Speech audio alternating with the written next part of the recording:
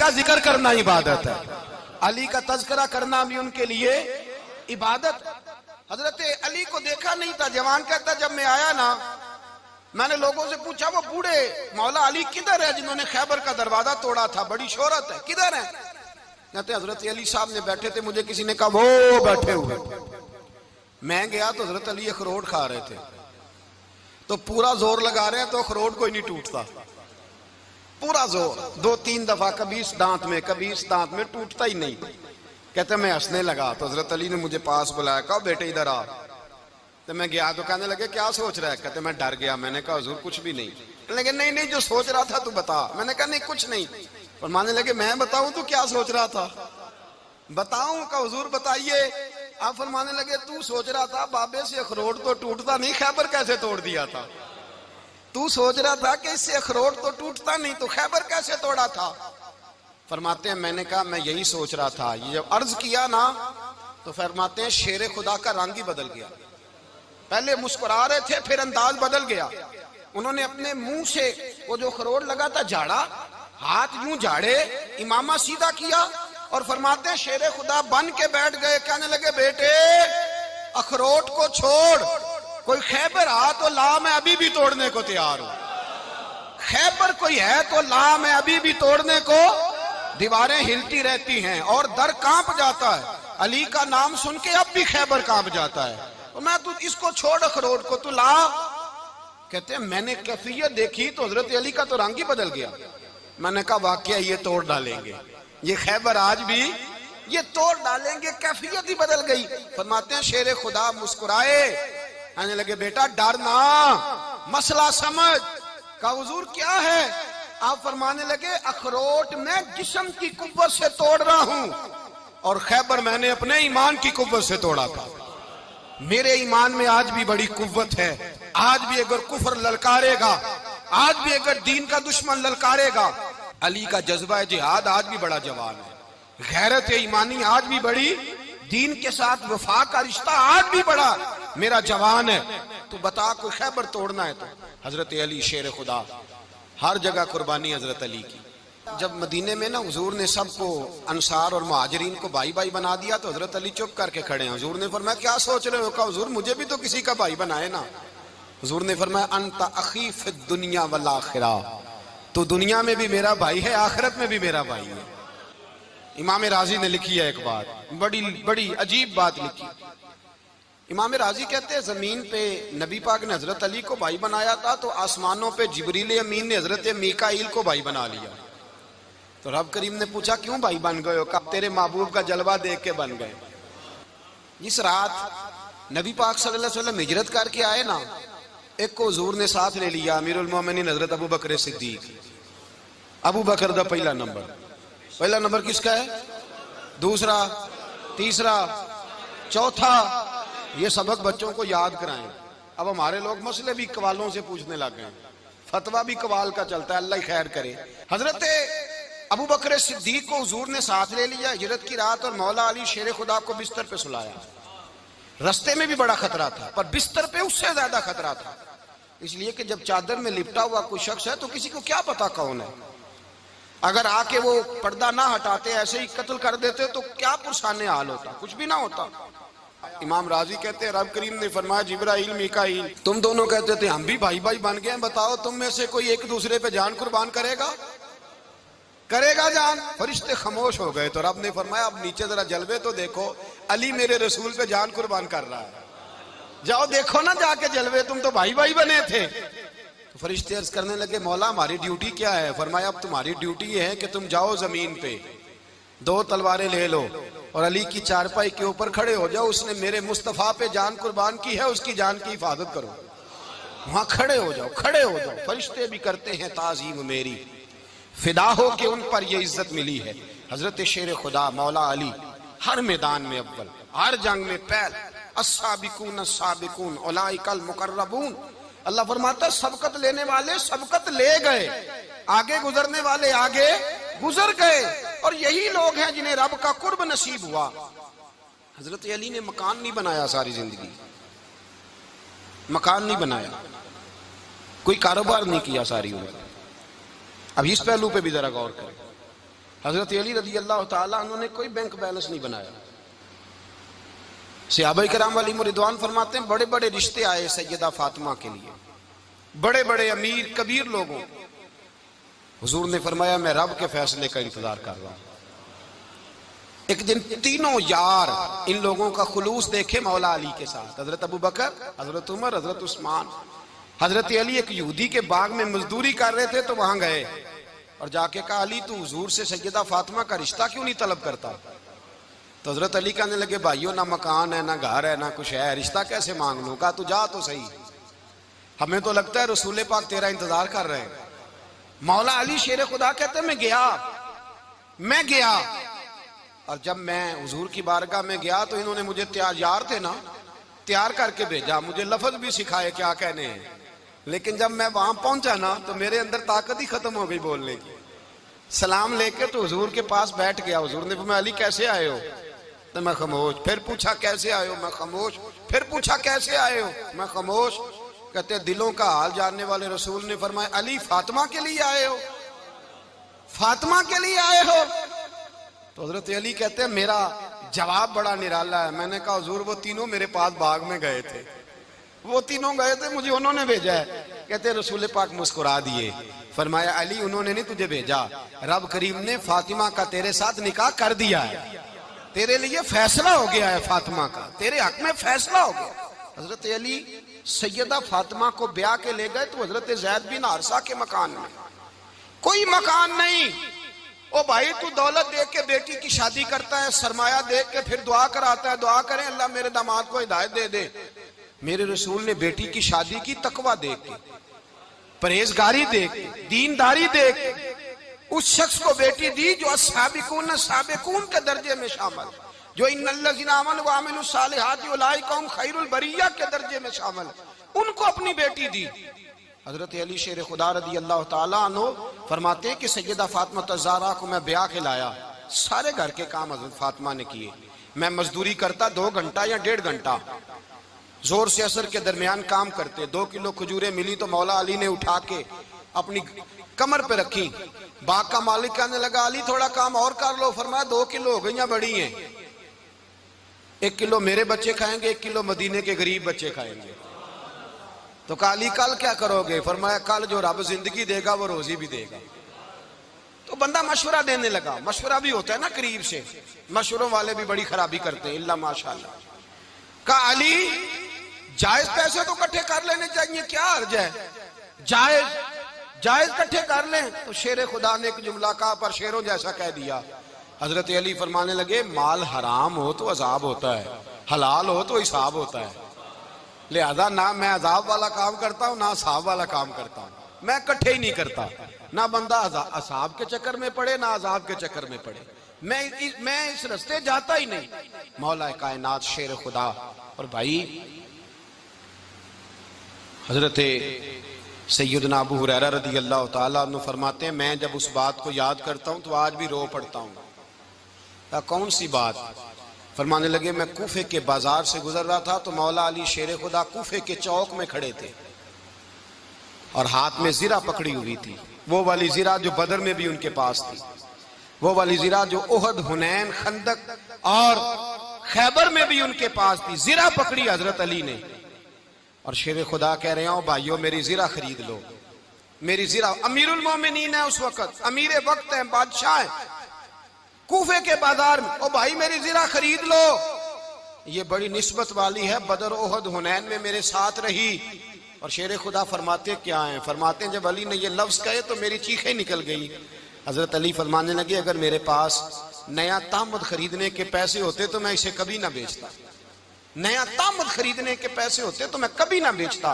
حضرت علی رضی اللہ تعالیٰ عنہ نے وہ زندگی گزاری، با پردہ، پرہیزگاری، درویشی، سادگی، ساری زندگی کسی کا شکوہ نہیں کیا مولا علی نے، بلکہ اعلیٰ حضرت فاضل بریلوی رحمۃ اللہ علیہ کے خلیفہ مولانا ظفر الدین بہاری، انہوں نے ایک عجیب بات لکھی ہے. کہتے ہیں حضور معراج پہ گئے تو وہاں سے ایک جبہ لائے، ایک کمرے میں داخل ہوئے، جنت کے کمرے میں صندوق کھولا سرکار نے، ایک جبہ نکلا تو کہا اللہ میں لے جاؤں؟ تو رب کریم نے فرمایا بھی مجھے پتا ہے تو لے کے جائے گا پر پہننے گا نہیں، کسی نہ کسی غلام کو دے دے گا۔ کہا مولا وہ تو پھر تیرا فضل ہے۔ رب کریم نے فرمایا محبوب اسے دینا جو میرے راز تک پہنچ جائے، اس کو دینا جو میرے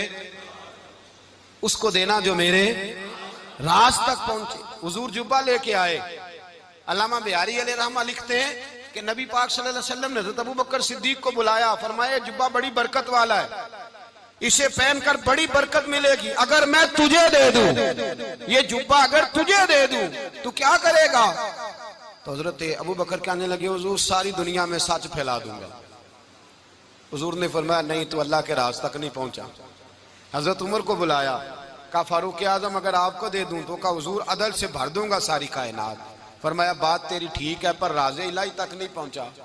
عثمان اگر تمہیں دوں تو جناب عثمان غنی رضی اللہ تعالیٰ عنہ عرض کرنے لگے حضور اگر مجھے ملا تو میں حیا کی چھاؤں کر دوں گا، ہر جوان ہر بچی کے لیے حیا کے فیصلے کروں گا اللہ تعالیٰ کی دی ہوئی طاقت سے۔ حضور نے فرمایا بات تیری بڑی خوب ہے پر تو مراد تک نہیں پہنچا۔ میرے رسول نے مولا علی کو بلایا، پاس بٹھایا، فرمایا علی اگر یہ جبہ تجھے دوں تو کیا کرے گا؟ حضرت علی نے آنکھ کھول کے حضور کا چہرہ دیکھا، عرض کرنے لگے محبوبہ اگر مجھے مل گیا تو میں اللہ کی مخلوق کی پردہ پوشی کروں گا، میں رب کی مخلوق کی میں پردے ڈالوں گا، مخلوق کے عیبوں پر میں چھپاؤں گا اس جبے کی برکت سے۔ حضور کی آنکھوں میں آنسو آئے، فرمایا تو رب کے راز تک پہنچا ہے، جبہ تیرا ہی بنتا ہے، تو پہنچا ہے اللہ کے راز تک۔ میرے حبیب کریم سید عالم صلی اللہ علیہ وسلم کی خدمت میں کچھ لوگ آئے کہ حضور علی نے سختی کی ہے ہم پر، شیر خدا نے سختی کی ہے بعض جنگ کے موقع پر، کہیں سپاہ سالار بنے ہوں گے یا جو معاملہ تھا سختی کی ہے۔ کہتے ہیں حضور کی بارگاہ میں لفظ کہے تو نبی پاک ناراض ہو گئے۔ فرمایا تمہیں پتا ہے علی کون ہے؟ حضور کون ہے؟ فرمایا علی منی وانا من العلی، علی مجھ سے ہے میں علی میں سے ہوں، علی مجھ سے ہے اور میں علی میں سے ہوں، تمہیں اس کا پتہ ہے؟ میرے حبیب پاک سید عالم صلی اللہ علیہ وسلم نے بڑا پیار۔ اب یہاں علی علی کہنے والے ایک تو وہ طبقہ ہے ملنگوں کا جن کا میں نے رونا شروع میں رویا ہے اور ہم روتے ہی رہتے ہیں، اللہ کرے ان لوگوں کا صفایا ہی ہو جائے، آمین تو کہہ دیں۔ اور ایک وہ طبقہ ہے اللہ خیر کرے جو حضرت علی کا نام لیتے ہیں تو باقی تین کو پوچھتے ہی نہیں۔ حضرت علی بیٹھے تھے، حضرت ابوبکر صدیق آ گئے تو دیکھ کے مسکرانے لگے، تو مولا علی شیر خدا کہنے لگے ابوبکر ہنستے کیوں ہو؟ کہا حضور نے فرمایا تھا قیامت کے دن علی جنت کی ٹکٹیں تقسیم کرے گا۔ کہنے لگے لگتا ہے حضور نے تمہیں پوری بات نہیں بتائی۔ تو ابوبکر کہنے لگے پوری بات کیا ہے؟ فرمانے لگے مجھے نبی پاک نے کہا تھا علی جنت کی ٹکٹ اس کو دینا جو ابوبکر سے محبت کرے، اس کو ٹکٹ دینی ہے جو ابوبکر صدیق سے محبت کرے، اس کو ٹکٹ دینا جنت کی۔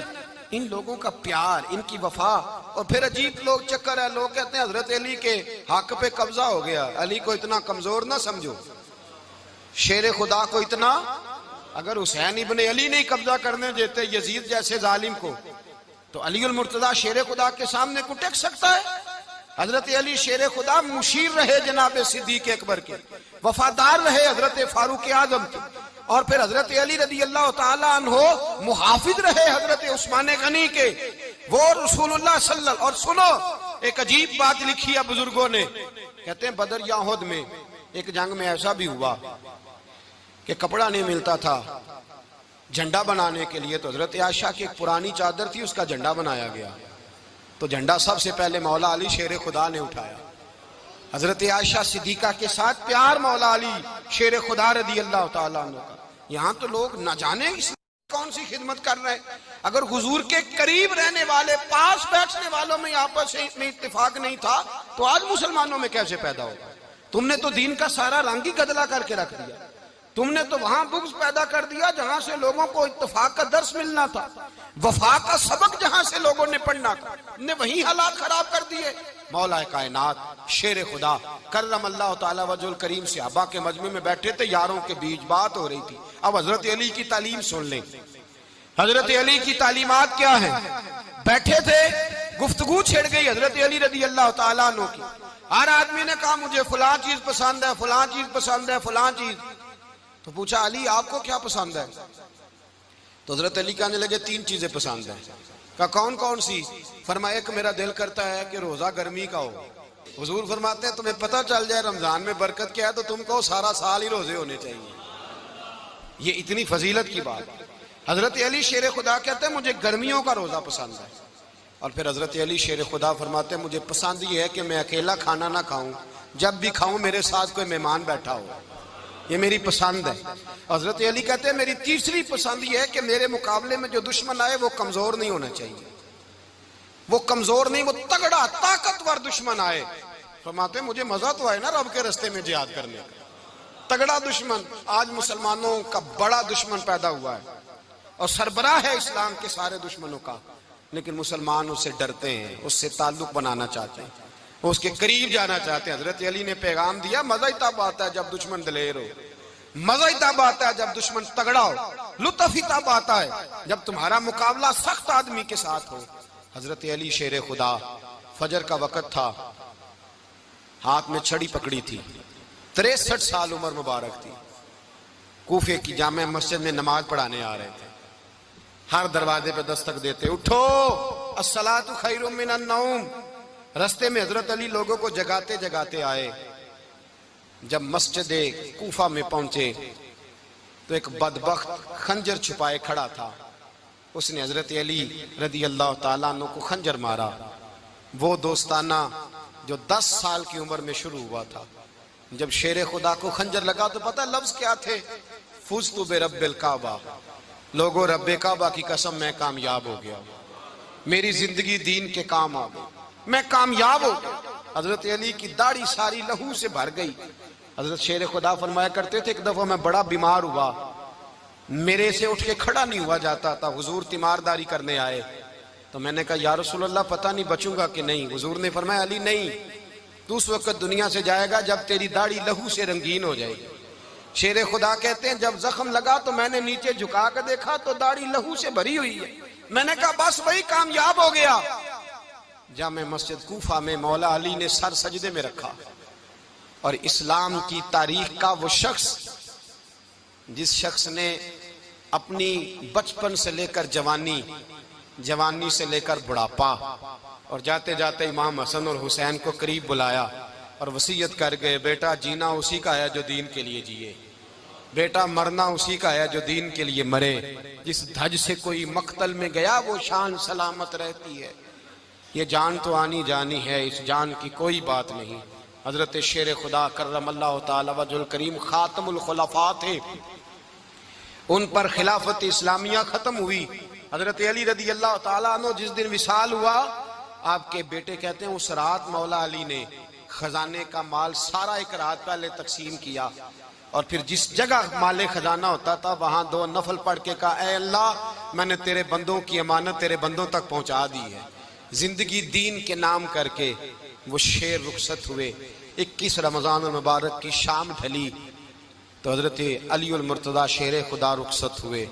صحابہ کہتے ہیں مدینے میں کوہرام مچا، بغداد کی گلیاں سونی ہوئی، کوفے کے لوگ تڑپے، مکے میں بھی لوگوں نے دعائیں مانگی۔